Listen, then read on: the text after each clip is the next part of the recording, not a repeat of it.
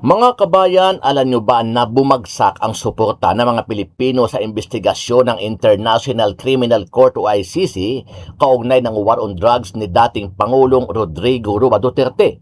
Ito po ay ayon sa pagsusuri ng WR numero.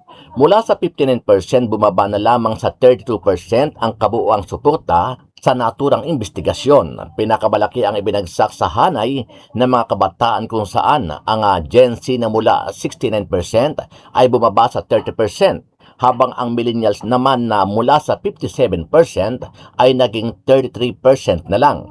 Ayon sa ulat, kabilang sa mga posibleng dahilan ng pagbabagong ito ang pagkalat ng disinformation sa social media at ang paniniwala ng ilan na isa lamang itong power struggle.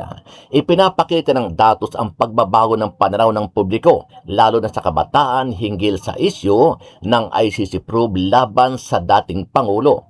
Matatandaan na nabunyag sa social media na nakipagsabwatan ang ating mga opisyal ng gobyerno sa ICC para makidnap at maaresto si FPRRD papuntang Dahig, Netherlands.